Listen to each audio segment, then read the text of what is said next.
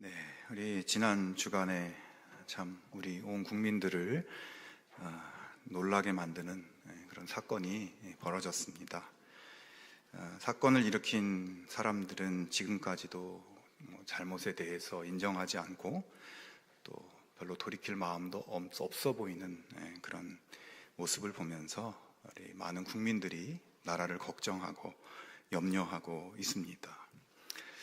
이런 가운데 우리 믿는 사람들은 무엇보다 먼저 하나님께서 이 나라를 보호해 주시기를, 또 이 땅 위에 또다시 이렇게 피 흘리는 일이 일어나지 않기를 우리가 더욱 나라를 위해서 여러분 매일매일 이렇게 기도하실 수 있기를 바라고, 또 이 나라의 모든 불의와 불법들이 하나님의 정의로 또 바로 세워질 수 있기를 여러분 기도해 주시기 바랍니다. 네, 어떤 목사님이 아들이 있었습니다. 학교에서 선생님이 국어 시간에 장문 숙제를 주셨어요. 엄마의 장점과 단점을 써보라는 숙제였습니다. 아들이 고민하면서 열심히 숙제를 해갔는데, 나중에 숙제한 것을 이제 집으로 갖고 왔는데 목사님이 이 아들이 쓴 숙제를 보았습니다. 엄마의 장점, 밥을 잘한다. 엄마의 단점, 밥이 맛이 없다. 네, 그래서 이 해맑은 아들은 집에서 며칠 동안 밥을 못 얻어 먹었다는 그런 이야기입니다.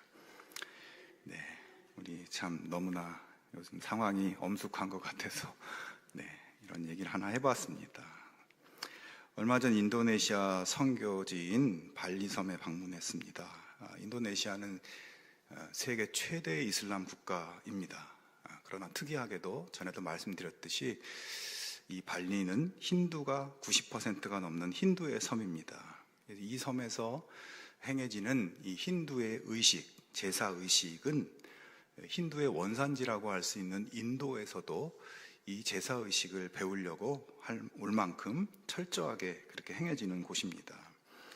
그곳에 우리 동안교회와 또 우리 별내동안교회를 비롯한 10개의 교회가 이제 선교를 위해서 비전센터를 짓고, 또 그곳에서 현재 유치원과 한국어 학당, 또 한국학교, 또 여러 가지 교육 선교 사역을 하고 있습니다.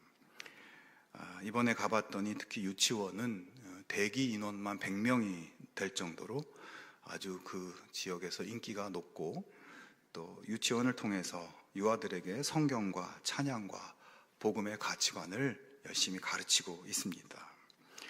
그리고 또 저녁에 열리는 한국어 학당과 한국학교 사역에는 또 발리의 청년들로 가득 차서 그 앞마당에 그들이 타고 온 오토바이로 발 디딜 틈이 없을 정도로 그렇게 사람들이 많이 와서 배우고 있습니다. 앞으로 이 초등학교와 중고등학교, 또 대학교, 또 병원 사역, 이런 사역들로 발전시켜 나갈 장기적인 계획을 가지고 있는데요. 여러분의 많은 기도와 관심을 부탁드립니다. 그리고 내년에 우리 교회에서 또 이 지역에 단기 선교 사역을 한번 갈 수 있으면 좋겠다는 그런 생각을 갖고 있는데요. 여러분께서도 많은 참여와 기도를 부탁드립니다. 이번 방문 기간 중에 조금 특별했던 것은 전에 말씀드렸던 발리 최초의 교회와 기독교 마을이 형성된 블림빙사리라는 지역을 방문한 일이었습니다. 초창기 선교사님들에 의해서 예수님을 믿는 신앙인들이 이 섬에 점점 많아지고 부흥하게 되니까 이 힌두가 중심이 되어 있는 이 섬의 사람들이 이 성도들을 박해했어요. 그래서 큰 박해를 받아서 발리 이 섬의 서북쪽에 늪지대와 밀림으로 된 그런 곳으로, 버려진 땅으로, 사람이 살지 않는 그런 땅으로 우리 성도들을 쫓아내 버렸습니다. 그 땅에서는 농사도 어렵고 또 밀림이어서 맹수들도 많이 출몰하는 곳이어서 그곳으로 쫓겨난다는 것은 그냥 그들을 다 소멸시켜 버리겠다는 그런 뜻입니다. 하지만 그들은 그곳에서 믿음을 계속 지키며 교회를 세우고 버려진 그 땅, 늪지대와 밀림을 정리해서 기독교 마을로 만들어 나간 것입니다. 그리고 그곳에서부터 그 섬에 기독교가 조금씩 뿌리를 내릴 수 있게 된 것이에요. 그렇게 말로만 듣던 그 역사적인 마을에 이번에 다녀왔는데요. 이 섬의 중심지인 덴파사르에서 무려 4시간 반이나 걸리는 그런 거리에 있었습니다. 그날 왕복 9시간 넘게 차를 탔는데 참 너무 힘든 여행이었어요.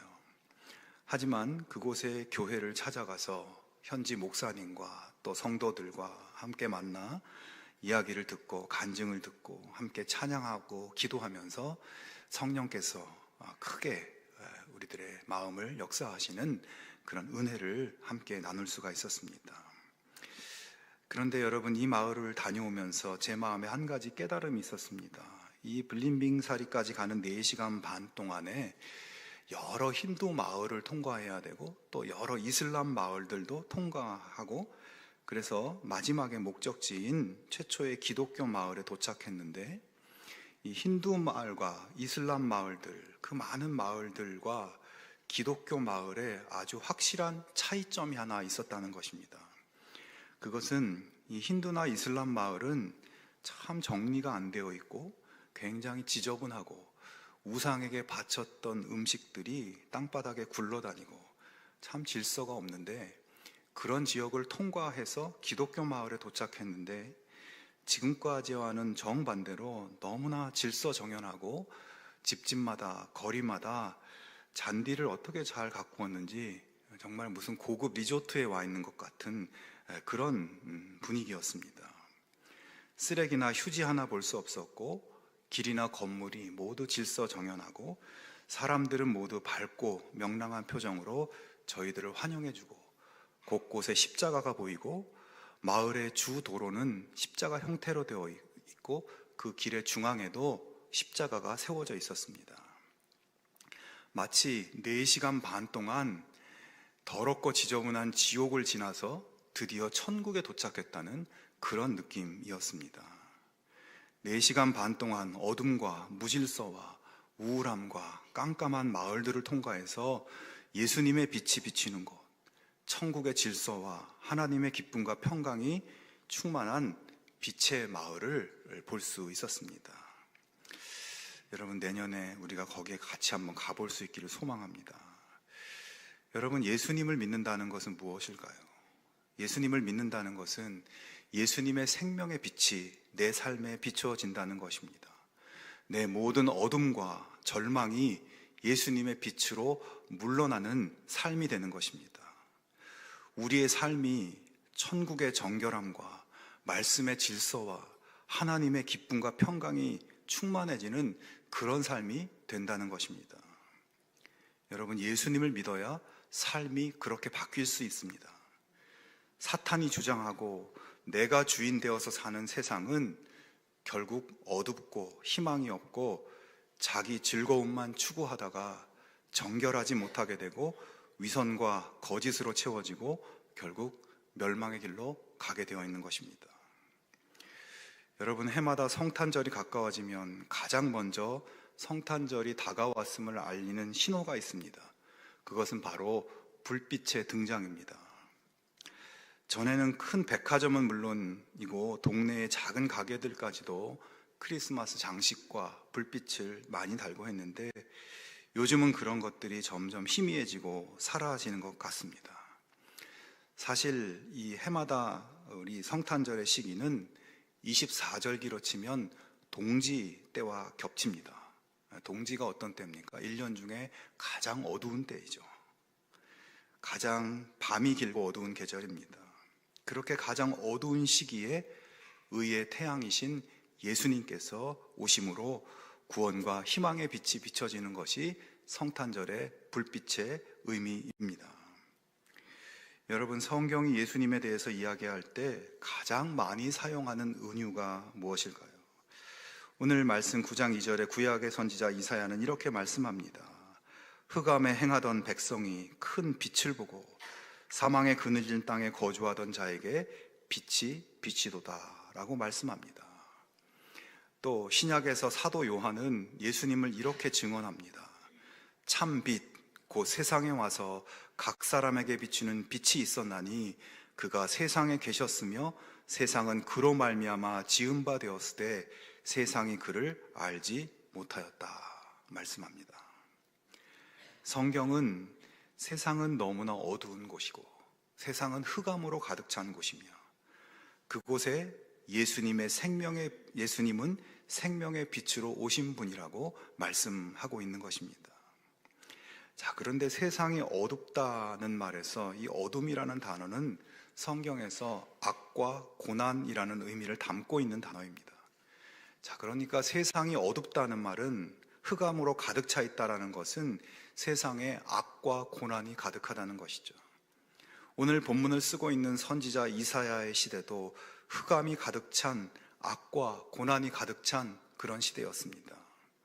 우상과 하나님을 동시에 섬기는 죄악과 하나님의 정의가 사라져버린 시대였습니다. 그로부터 수백 년이 지나서 예수님께서 태어나실 때 그때도 여전히 세상은 악과 고난으로 가득 차 있었습니다. 전쟁과 폭력과 권력 남용과 착취와 난민과 고아와 극한 가난과 최소한의 인권도 보장되지 않는 생명이 짓밟히는 그런 어둠의 세계, 악과 고난의 세계, 예수님이 오실 때 세계가 그러했습니다. 자, 그런데 여러분, 성경의 시대에 세상이 그렇게 흑암과 악과 고난으로 가득 차 있었다고 했는데, 그렇다면 그로부터 2000년이 지난 오늘 우리가 사는 이 시대는 어떠합니까? 지금은 그때와 다르다고 말할 수 있을까요? 지금 현재도 양상만 조금 다를 뿐 여전히 세상은 악과 고난의 어둠이 계속되고 있다고 여러분 느껴지지 않으십니까? 여전히 세계 곳곳에 전쟁이 있고 사람들의 무고한 피 흘림이 있습니다. 포로로 끌려가서 목숨이 짓밟히고 착취와 압제가 여전합니다. 난민들과 고아들이 고향을 떠나 방황하면서 목숨을 구걸하며 살고 있습니다. 보이지 않는 곳에서 하루하루를 목숨 걸고 일하는 사람들이 많이 있습니다. 지도자들은 위선적인 얼굴로 악행을 하면서도 뉘우칠 줄 모르고 나라와 국민이 아닌 자신들의 이익만을 위해서 불의를 이어가고 있습니다.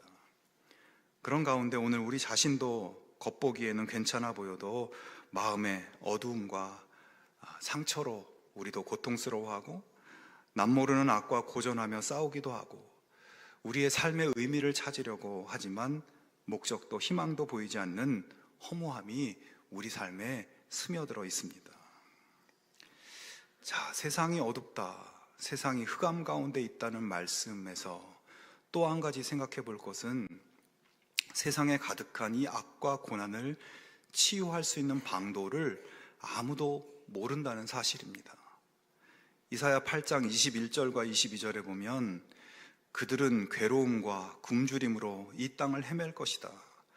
그런 다음에 땅을 내려다 보겠지만 보이는 것은 다만 고통과 흑암, 무서운 절망뿐일 것이니 마침내 그들은 짙은 흑암 속에 떨어져서 빠져나오지 못할 것이다. 자, 괴로움과 굶주림으로 땅을 헤매던 사람들이 땅을 내려다본다라고 말씀합니다. 땅을 내려다본다는 것은 흑암 가운데서 이 땅의 자원으로 인간의 힘과 노력으로 극복할 방도를 찾아본다는 말입니다.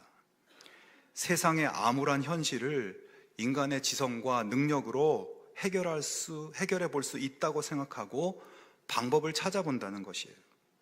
세상의 어둠을 우리가 몰아낼 수 있다고, 빈곤과 불의와 폭력과 악을 우리가 정복할 수 있다고, 우리가 세상의 평화를 만들어낼 수 있다고 생각하는 것입니다.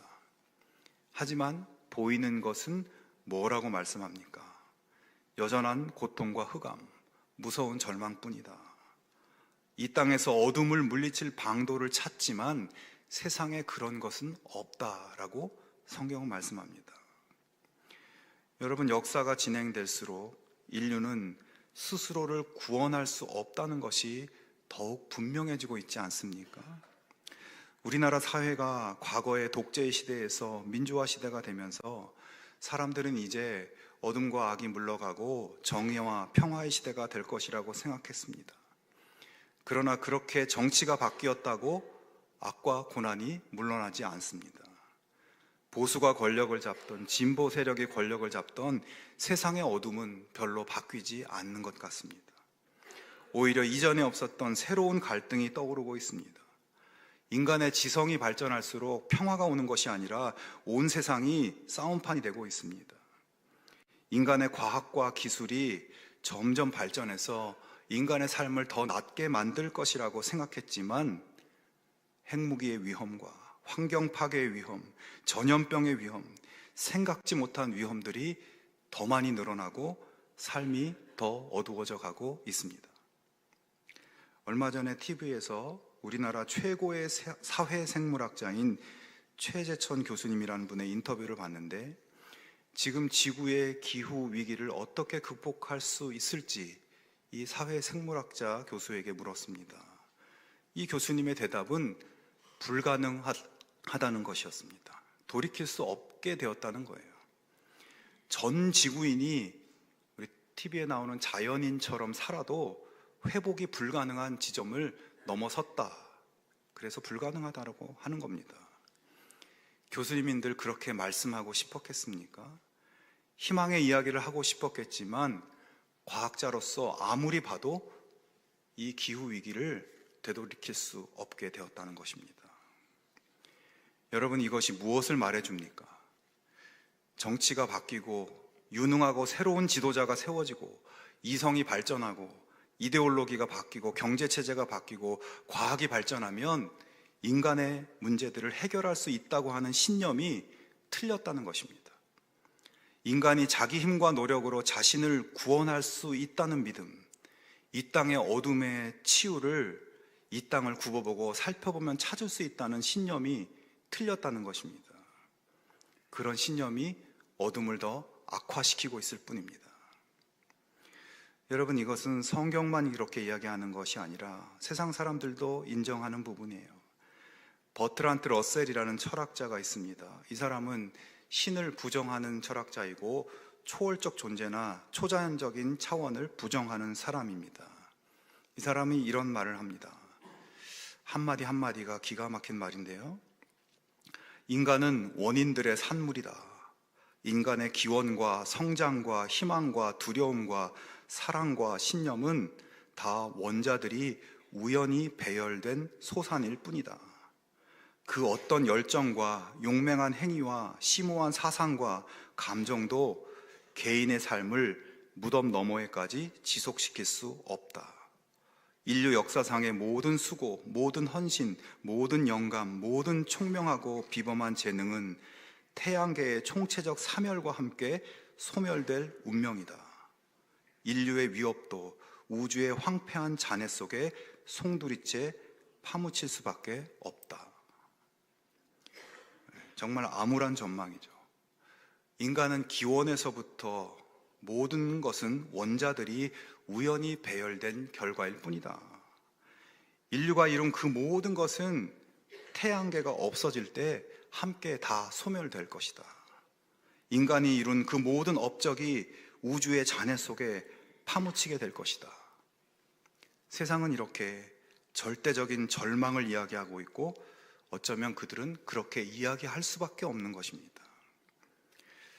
여러분, 이처럼 땅을 굽어보면 흑암이 더 짙어질 뿐입니다.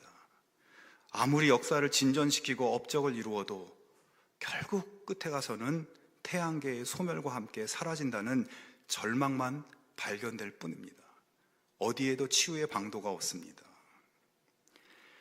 자, 그러면 이런 인간의 상황에 대해서 기독교는 뭐라고 이야기하고 있습니까? 9장 2절 말씀을 다시 보겠습니다. 흑암에 행하던 백성이 큰 빛을 보고 사망의 그늘진 땅에 거주하던 자에게 빛이 비치도다. 자, 성경은 이렇게 이야기하는 겁니다. 그렇다. 문제가 너무 심각해서 인간 스스로 치유나 구원을 이룰 수 없다. 그 말이 맞다. 이 땅을 굽어보면 절망뿐이다. 하지만 그럼에도 불구하고 희망이 있다. 흑암에 행하던 백성에게 큰 빛이 비춘다. 사망의 그늘진 땅에 거주하는 자에게 빛이 비춘다. 여러분, 이것이 성탄절을 기다리는 우리에게 주시는 하나님의 메시지인 것입니다. 세상 안에 빛이 있는 것이 아닙니다. 세상에서는 빛을 찾을 수가 없습니다. 유일한 희망은 세상 밖에서 세상으로 빛이 비추어져야만 한다는 것입니다. 세상 밖에서 누군가가 세상을 구원해주는 빛을 비추어야만 한다는 것입니다. 여러분, 빛은 생명의 근원입니다. 식물이나 동물이나 먼지보다 작은 미생물이나 모든 생명체는 빛이 비춰야만 살 수 있습니다. 빛이 없으면 점점 시들시들하다가 다 죽게 됩니다. 그리고 빛은 기쁨의 근원입니다. 사람들이 기쁨을 잃어버리고 우울증에 빠지게 되는 때가 언제인지 압니까? 바로 빛이 적어지는 계절인 가을과 겨울, 태양빛이 줄어들면 우울증에 빠지는 사람들이 훨씬 많아집니다. 지구 위의 어떤 지역은 1년 중에 6개월 동안 밤이 지속되는 지역이 있습니다. 이런 지역일수록 우울증이 심하다고 합니다. 빛이 있어야 기쁨을 누릴 수 있습니다. 그리고 빛이 비추어야 실체가 드러납니다. 어두운 실내에, 어두운 도로 위에 빛을 비추어야 거기 위험이 있는지 없는지가 드러나게 됩니다. 빛이 비추어야 악이 드러나고 악이 소멸되기 시작합니다. 자, 그런데 그 빛이 우리에게 있습니까? 우리 안에, 이 세상 안에 그 빛이 있습니까? 빛은 완전히 100% 우리 밖에서, 세상 밖에서 우리를 향해 하나님이 비추어 주시는 것입니다. 그 빛이 누구십니까? 바로 하나님의 아들 예수 그리스도이십니다. 여러분, 오늘 우리의 절망은, 우리의 어둠과 악과 고난과 우리 삶의 모든 아픔과 갈등은 우리 안에서 해결될 수가 없습니다.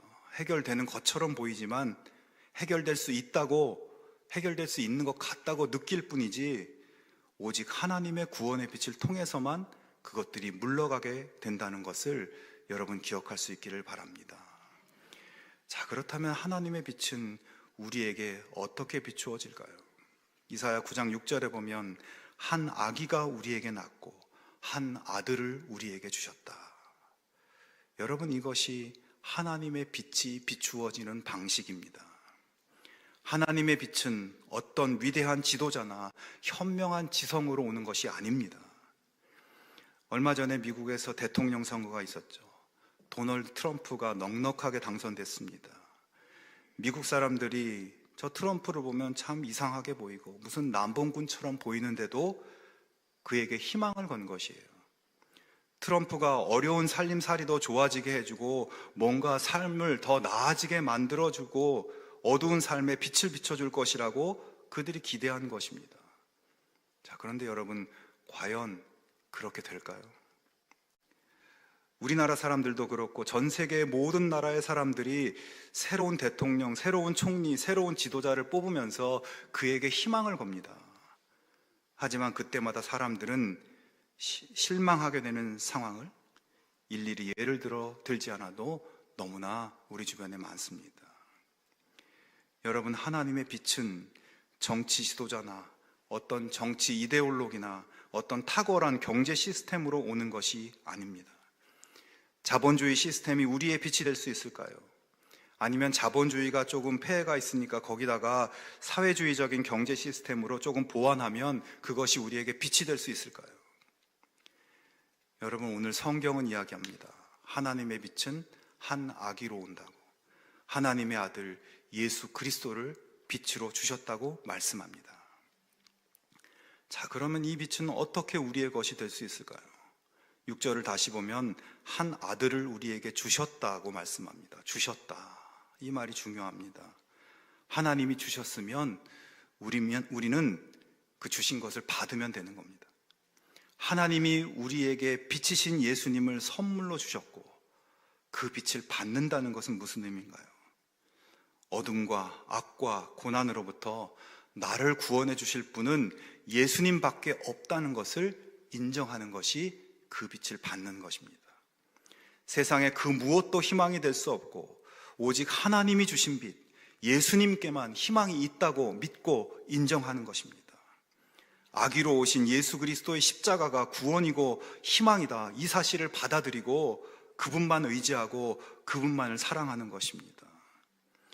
여러분, 하나님이 비추신 예수, 그 생명의 빛, 그 놀라운 선물을 여러분 기쁨으로 받아 누리실 수 있기를 축원합니다. 하지만 여러분, 요한복음 1장 5절에 보면 이런 말씀이 있습니다.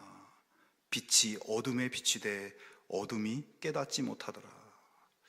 또 9절에서 12절에 보면 참빛 곧 세상에 와서 각 사람에게 비추는 빛이 있었나니 그가 세상에 계셨으며 세상은 그로 말미암아 지은 바 되었을 때 세상이 그를 알지 못하였고 자기 땅에 오매 자기 백성이 영접하지 아니하였으나 영접하는 자 곧 그 이름을 믿는 자들에게는 하나님의 자녀가 되는 권세를 주셨으니.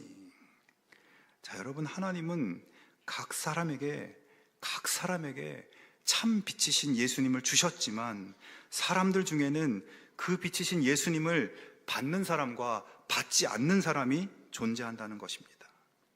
예수님이 빛이심을 깨닫지 못하고 영접하지 않고 받지 않으면 어둠 속에 헤매다 인생 끝나는 것이고, 그분이 나의 유일한 희망이고 생명의 빛이라고 받아들이는 사람은 하나님의 자녀가 되어 영원하신 하나님의 희망 속에서 살아가게 된다는 것입니다. 여러분, 오늘 이 자리에도 어쩌면 여전히 예수가 희망이라는 것을 인정하지 못하고 믿지 못하시는 분이 있을지도 모르겠습니다. 그렇다면 예수 말고 희망을 걸 수 있는 다른 것들이 있는지 한번 생각해 보기 바랍니다. 우리가 열심히 노력하며 살면 희망이 있을까요? 지식을 늘리고 능력을 늘리면 희망이 있을까요? 보수당이, 진보당이 희망이 될까요? 그런 것들이 희망이 될 수 있다고 믿으면서 살든지 예수가 희망이라고 믿으면서 살든지 둘 다 여러분의 믿음은 선택하는 것일 뿐입니다. 그러나 지금까지 인간의 모든 역사를 한번 보십시오. 여러분, 예수밖에 희망이 없다는 것을 믿으실 수 있기를 바랍니다. 사랑하는 여러분, 성탄절은 절망과 어둠의 삶을 생명과 기쁨으로 바꾸시는 참 빛이신 아기 예수께서 우리에게 오신 날입니다.